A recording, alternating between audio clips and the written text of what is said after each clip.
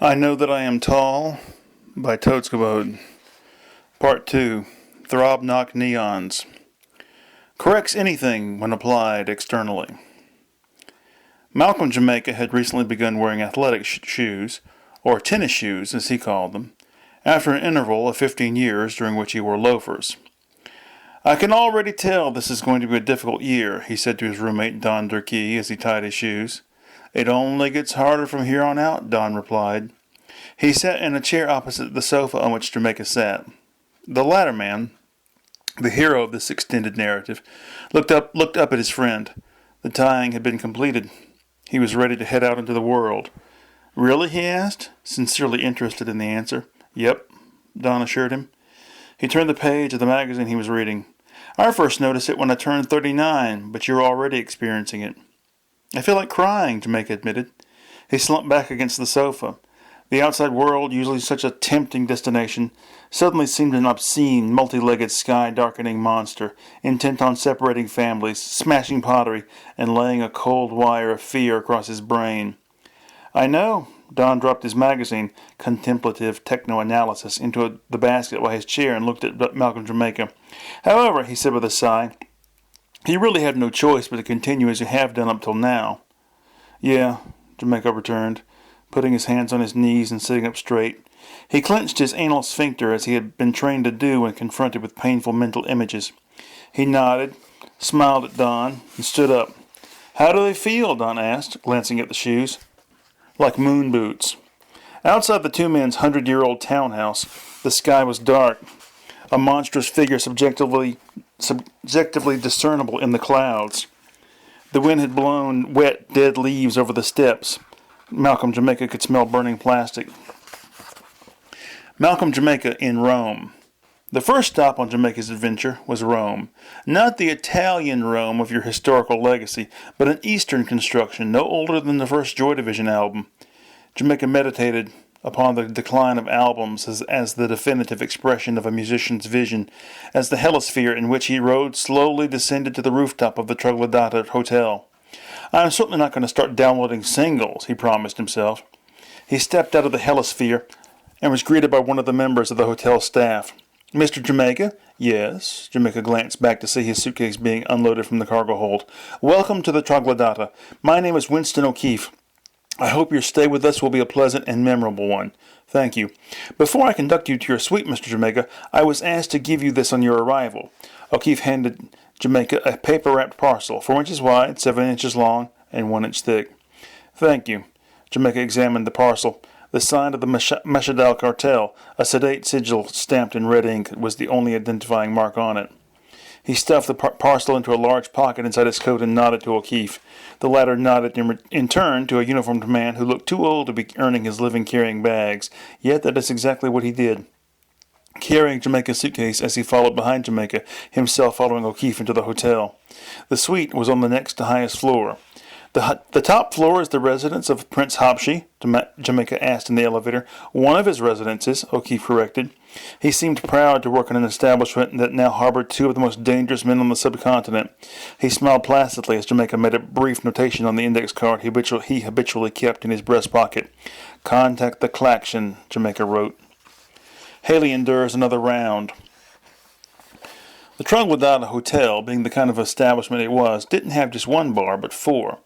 As she waited to make contact with Malcolm Jamaica, Haley Pantomimic sat in the Denmark, the second best bar in the hotel. With her was her brother, Gilbert. I wish this guy would hurry up, Haley complained. What's the problem? Gilbert asked, a crooked expression of bliss on his face. Free booze, he remarked, taking another sip of his Jack and Coke. Free for you, Haley corrected, not free to the union. Her own drink, a glass of red wine, sat before her like a plain girl at a party. The union, Gilbert sneered. Keep your voice down, Haley commanded, eyes flashing. What have they ever really contributed to this sovereign state of ours? It's paying for your free booze, so shut up. Haley looked at her watch again. Gilbert hefted his glass appreciatively. True, he admitted. All he had to do was keep his sister company and make sure no one tried to interfere with her while she sat in the bar. It was a shame, he reflected, that in this day and age an unaccompanied young lady couldn't sit in the bar at an exclusive hotel without being interfered with. But there you have it, she said aloud. Have what? Haley asked. She swallowed some of her wine. It was of local manufacture and not particularly good, but her devotion to the union principles compelled her to order it rather than an import. Nothing. Hey, fella, Gilbert called to the bartender. Another one, please. Don't you think you've had enough? Haley asked. Another red wine, too. Gilbert pointed to his sister's glass. No, thank you. I doubt I'll finish this one. Haley smiled at the bartender. This is hard work, Gilbert explained as he took up his new drink. I'm not used to playing bodyguard. You're not a bodyguard, Haley was quick to contradict him. Hey, is this your guy? Gilbert asked, nodding toward the door through which a man of medium height in a plaid jacket had just entered. Paper and pencil are requested and subsequently supplied. Was there something wrong with the hotel stationery? Winston O'Keefe asked Malcolm Jamaica as he handed over the requested materials. Yes, Jamaica replied, but appended no explanation. He dismissed the hotel man and returned to his seat at the desk in his suite. He had opened the parcel from the Meshadal cartel and was in the process of exploring its contents. A slim, hard-backed notebook lay open before him on top of the wrapping paper in which it had been sent. Contrary to Jamaica's assumptions, the interior of the wrapping had not been covered in helpful hints towards the deciphering of the notebook. In fact, Jamaica wrote in his secret diary, the contents of the notebook seemed relatively straightforward.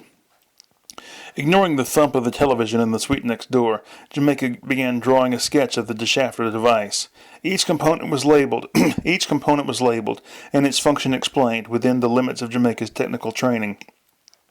When this was done, he folded up the paper and inserted it into a crude envelope he fashioned from the parcel's wrapping. He consulted his index card and discovered that he needed to shave. This he proceeded to do, after which he set out to contact the collection with the envelope containing the sketch in his coat pocket. Is the collection in? Jamaica asked at the desk in Brutowski Heating and Air's building department. Who should I say is asking? The obese middle-aged woman at the desk asked. The name is Colonel Wizard. Colonel Wizard, the woman repeated for confirmation. Jamaica nodded. She withdrew into the narrow corridors between shelves crowded with boxes full of records, some dating back to the founding of the city a lifetime ago. While Jamaica waited, he looked at the ancient calendar on the wall opposite. The year was 1978, but the numbers on the days matched exactly the present year. The picture for that month was a chimpanzee dressed as a golfer. The little fish I throw back. Jamaica returned to his room, still in good spirits from his conversation with the collection. Immediately upon entering, however, he sensed that something was wrong. His nose, chemically altered during his 2 years of training at the laboratorium, was exceptionally sensitive. It detected an odor out of place in the sumptuously appointed suite. It's the smell of sweat, Jamaica thought, the smell of the lower class, with their lack of interest or appreciation for the things of the intellect. His eyes darted around the room.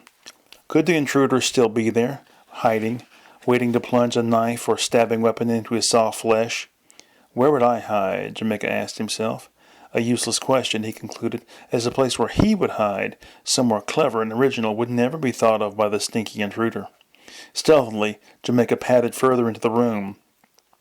Too bad I didn't come armed, he reproached himself. Just why he hadn't brought a weapon remains a mystery, although many have speculated that Malcolm Jamaica was, at heart, a peace-loving fellow. He turned the television, heretofore untouched during his stay, up as loudly as it would go. Having checked the rest of the suite, he now turned to the bathroom. Seizing the final option with a craziness born of the fear of what might be, Jamaica jumped into the bathtub, tearing the shower curtain down and around the sunburned stranger hiding within. You better get the fuck off me, the intruder, a common redneck by his speech and appearance, threatened. Or what? Jamaica laughed. Before the man could answer, Jamaica had jerked him out of the tub and slammed his head into the toilet bowl. He brought the porcelain, not plastic, seat down again and again. You were saying? He asked, after he had released the man and watched him slump to the floor, blood pouring from his nose and mouth. The redneck, who had later marveled that the slim 5'11" Jamaica had tossed him around so easily, knew only that he was beaten.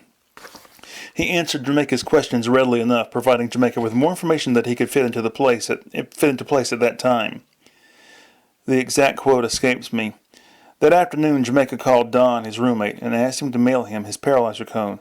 The Discroder? Don Durkee asked. If you want to call it that, Jamaica sighed. However, it's not properly a Discroder cone. It's common parlance, Malcolm. Durkee sometimes found Jamaica exasperating. Maybe so, but could you get that in the mail today? Yes, I will, Durkee agreed. He hung up and went to Jamaica's room in the townhouse. There, over the bed, was the poster of Miles Davis. Durkee tried to remember exactly what Miles had once said to Hugh Masekela, but couldn't.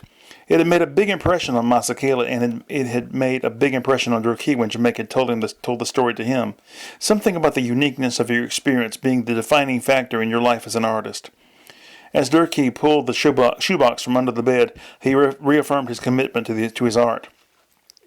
Packaging the paralyzer cone took no more than 10 minutes, and driving down to the post office another 15.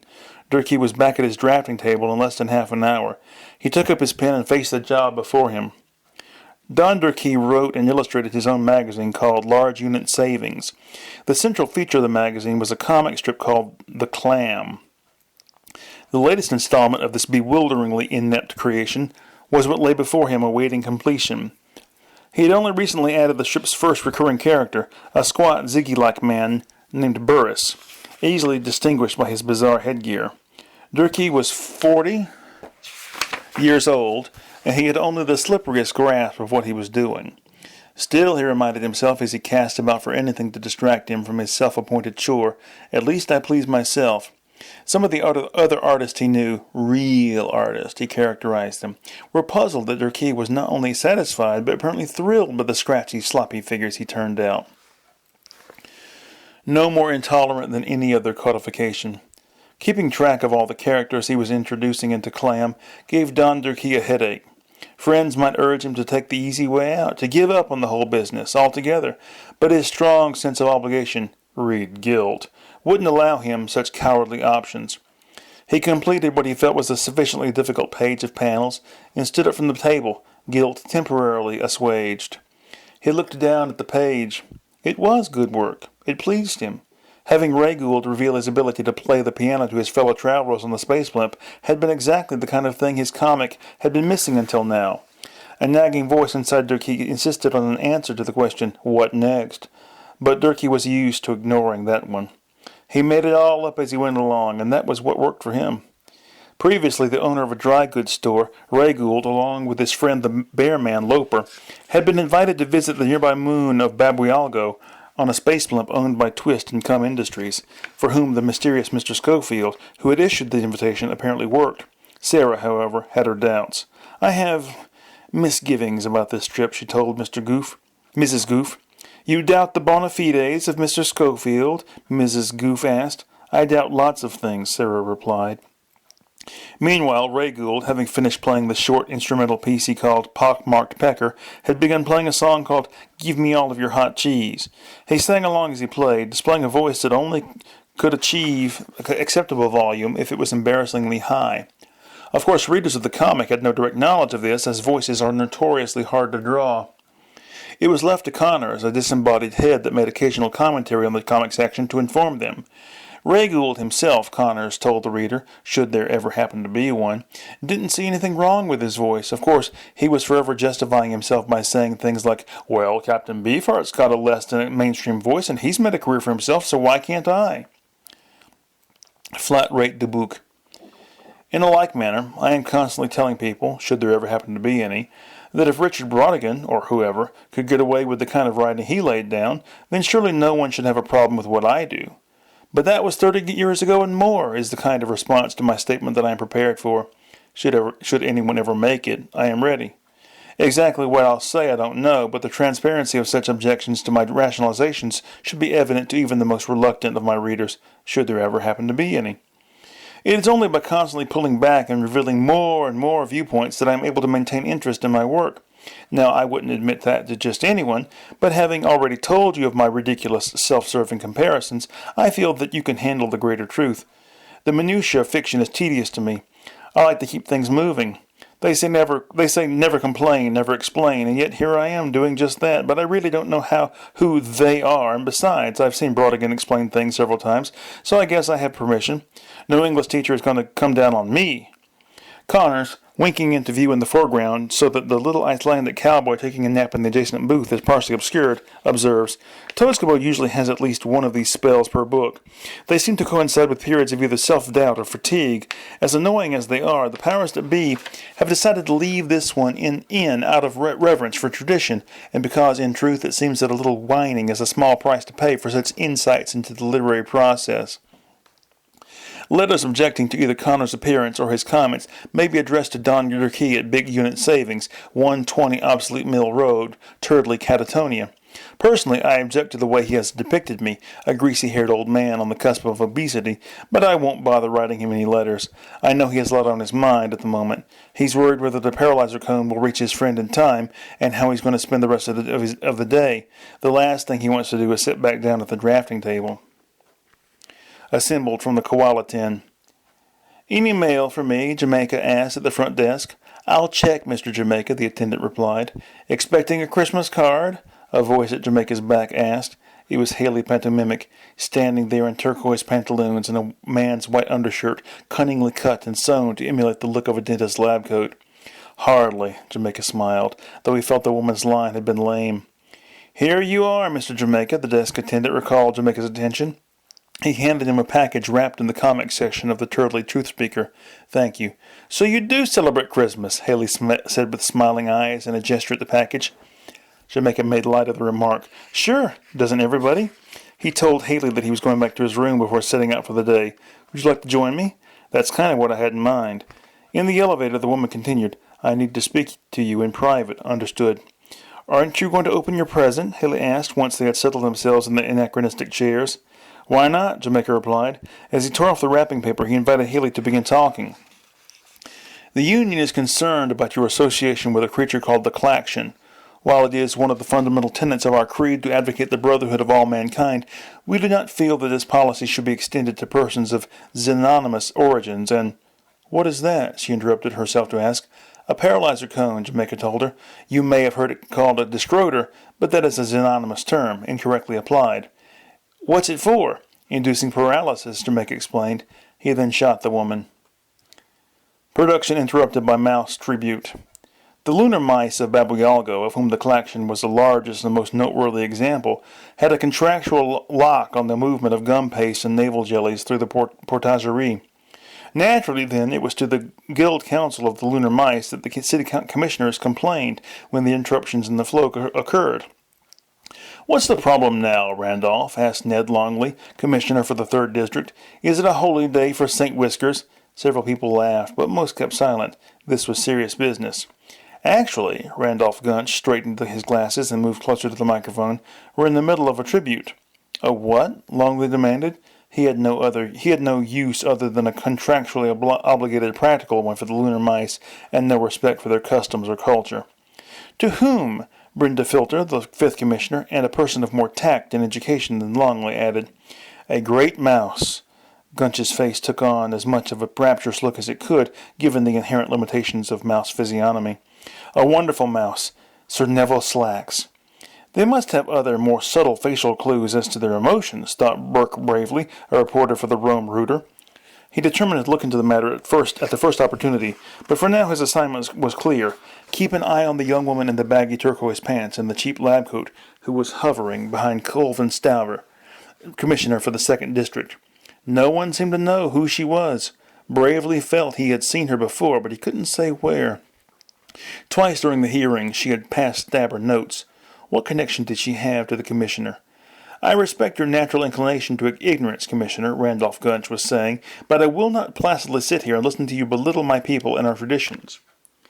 Would some cheese mollify you? Longley asked. No one laughed this time. I think we could round some up. Commissioner Longley, Brenda Filter snapped, do I have to remind you that our economy depends on gum paste and navel jellies? Useful inducements treed by a matronly steamboat. As arranged, the Klaxon met Malcolm Jamaica by the pond in the middle of the city's Agrigente Park. You're looking well, the stout lunar mouse greeted Jamaica as he sat down on the bench next to him. It's been a long time since the orchard, Jamaica replied, referring to events not discussed in this chronicle. Yes, the Klaxon agreed with a weary sigh. Sorry we couldn't talk at Bertowski's, but you know how it is, wage slave and all that. I seem to remember, Jamaica mused. I used to be a bag boy, you know. No, I don't. The Klaxon looked out at the pond. The sentient miniature steamboat that resided there had hounded a flock of partially flightless geese into the tree that grew in the middle of the water. I feel like one of those birds, the Klaxon remarked. I should be flying far away from here. He raised a palm to the sky. But I can't. Goddamn obligations. His palm, now a fist, dropped like a dead body. Well, I didn't come here to discuss old times, Jamaica said, or present difficulties. I came to Rome to deal with the future, and that future, he continued, turning to a small satchel and pulling out several sheets of paper, of a necessity involves you, my friend. The Clacton took the proffered sheets, but did not look at them. His gaze remained on Jamaica's face. You've come to rob Prince Hopshe, he stated. Perhaps to kill him. Jamaica said nothing. He tapped the top page of the document in the Clacton's hand. This is a transcription of a page from a notebook sent to me by the Meshadal cartel, he indicated. It purports to describe an adapter ring made to fit the shafter. Adapter ring? The Clacton wondered, looking down at the text. Adapted a shafter for what? To do what? What is this, Malcolm? Hold that thought, Jamaica whispered. Someone is watching us from the potato monument. The Clacton reached into his trousers pocket.